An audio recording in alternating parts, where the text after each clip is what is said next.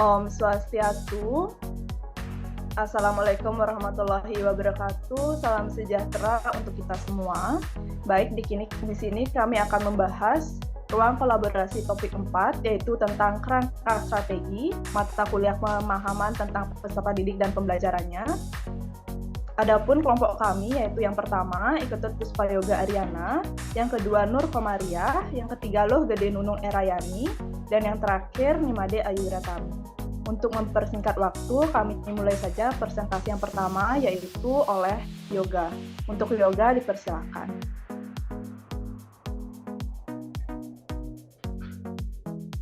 Baik, terima kasih atas waktunya. Di sini saya akan menjawab soal nomor 1. Soalnya yaitu, apa yang dimaksud dengan teaching at the right level atau TARL? Merupakan pendekatan belajar yang tidak mengacu pada tingkat kelas, melainkan mengacu pada kemampuan peserta didik. Dalam pendekatan ini, capaian pembelajaran disasarkan pada capaian peserta didik. Dalam capaian ini tidak ada kriteria ketuntasan minimal peserta didik, tetapi yang ada adalah capaian pembelajaran setiap peserta didik. Saya lanjut ke soal nomor 2. Mengapa capaian pembelajaran dirumuskan per fase? Penyusunan capaian pembelajaran per fase merupakan upaya penyederhanaan sehingga peserta didik memiliki waktu memadai dalam menguasai kompetensi. Penyusunan capaian pembelajaran per fase ini juga memberikan kesempatan kepada peserta didik untuk belajar sesuai dengan kecepatan dan gaya belajar masing-masing peserta didik.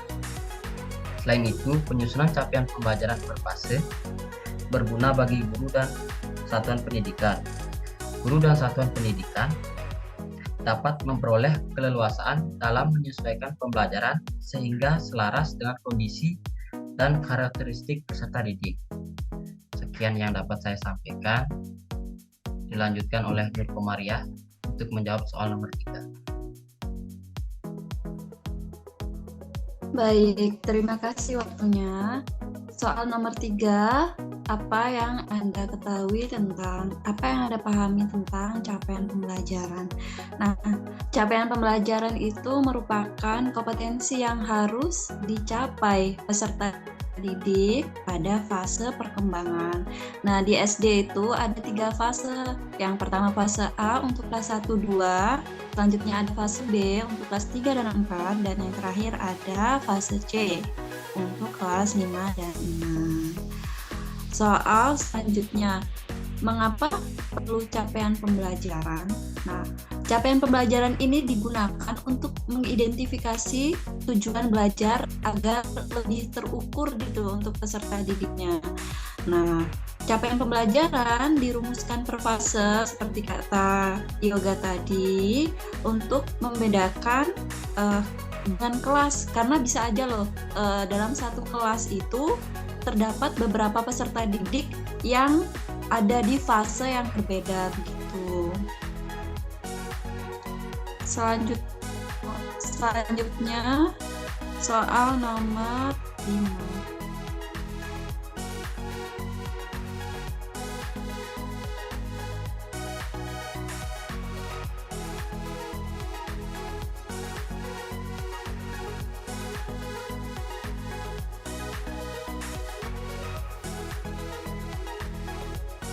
Oke, udah Kak Yoga. Selanjutnya soal selanjutnya. Baik, untuk soal yang selanjutnya, apakah suara saya bisa terdengar? Bisa. Bisa. Untuk soal yang nomor 5, yaitu apa yang dimaksud dengan menyesuaikan pembelajaran dengan situasi dan lingkungan belajar yang ada. Nah, kondisi lingkungan belajar yang kondusif, baik, serta lingkungan belajar atau sekolah maupun masyarakat. Menciptakan suatu ketenangan dan kenyamanan siswa dalam belajar, sehingga siswa tersebut akan lebih mudah dan lebih menguasai materi pelajaran secara maksimal. Nah, untuk soal yang selanjutnya, untuk Yoga, share screen-nya.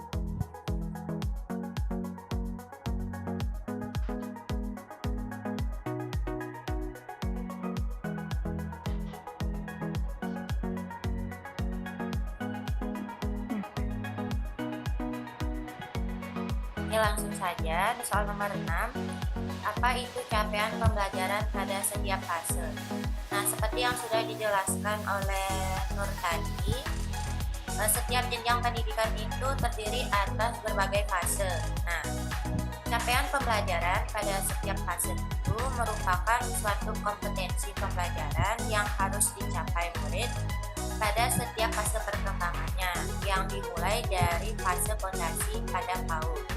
Capaian pembelajaran untuk pendidikan dasar dan menengah, seperti yang dikatakan oleh Nur tadi, terdiri atas 6 fase, mulai dari fase A sampai dengan fase E. Nah, sekian yang dapat saya sampaikan untuk soal nomor 5 dan 6. Untuk selanjutnya, saya kembalikan kepada Ketut Spayoga. Dilanjutkan. Baik untuk nomor 7. nomor 7. Baik untuk pertanyaan nomor 7, bagaimana cara membuat capaian pembelajaran? Nah, capaian pembelajaran itu memuat sekumpulan kompetensi dan lingkup materi yang disusun secara komprehensif dalam bentuk narasi melalui indikator, yaitu yang pertama, rasional mata pelajaran, yang kedua, tujuan mata pelajaran, yang ketiga, karakteristik mata pelajaran, dan yang terakhir yaitu capaian pembelajaran setiap fase. Next.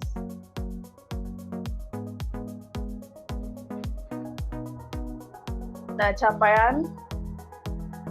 cara membuat capaian pembelajaran secara umum yaitu yang pertama, menetapkan profil kelulusan. Profil ditetapkan berdasarkan hasil kajian terhadap kebutuhan ilmu pendidikan dan teknologi. Yang kedua, dalam penjabaran kemampuan diperlukan kontribusi pemangku kepentingan. Yang ketiga, penentuan sejumlah kemampuan wajib merujuk kepada jenjang kualifikasi KKNI. Yang keempat, membangun kekasan mata pelajaran melalui keunggulan atau kearifan lokal. Yang kelima, menyusun keterampilan khusus. Yang keenam, untuk memiliki sikap dan keterampilan umum, diperlukan pengetahuan atau keilmuan dengan tingkat keluasan serta kedalaman tertentu. Dan yang terakhir yaitu agar lulusan memiliki kualifikasi sesuai KKNI dan memenuhi standar, maka rumusan capaian pembelajaran lulusan harus dikaji kesetaraannya terhadap deskripsi capaian pembelajaran dari KKNI dan standar isi pembelajaran dari SNDikti. Selanjutnya yaitu pertanyaan nomor 8. Bagaimana cara menggunakan capaian pembelajaran dengan prinsip pembelajaran? Nah, cara menggunakan capaian pembelajaran dengan prinsip pembelajaran yang disesuaikan dengan tingkat pencapaian peserta didik, yaitu kebutuhan, kecepatan, dan gaya belajar sesuai dengan fase perkembangan peserta didik. Yang pertama, menciptakan lingkungan yang penuh perhatian, saling peduli, terbuka, dan nyaman untuk belajar. Yang kedua, peserta didik dibiasakan untuk saling menghargai dan menghormati. Yang ketiga, berikan peserta didik kesempatan untuk bersama. Yang keempat, menggunakan metode mengajar yang tepat. Yang kelima, gabungan bermacam pengalaman, material, dan strategi mengajar dalam penyusun rancangan pembelajaran. Dan yang terakhir, berikan kesempatan peserta didik untuk memilih dan membuat rencana untuk aktivitas belajar.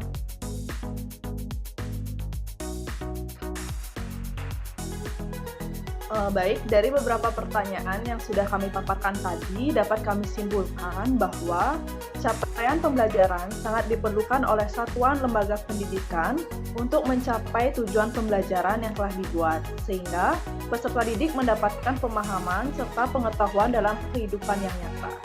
Baik, sekian yang dapat kami sampaikan. Semoga apa yang sudah kami paparkan sebelumnya dapat bermanfaat untuk teman-teman semuanya. Kami akhiri dengan para mesanti. Om Santi, Santi, Santi Om. Wassalamualaikum warahmatullahi wabarakatuh. Salam sejahtera untuk kita semua. Salam harmoni.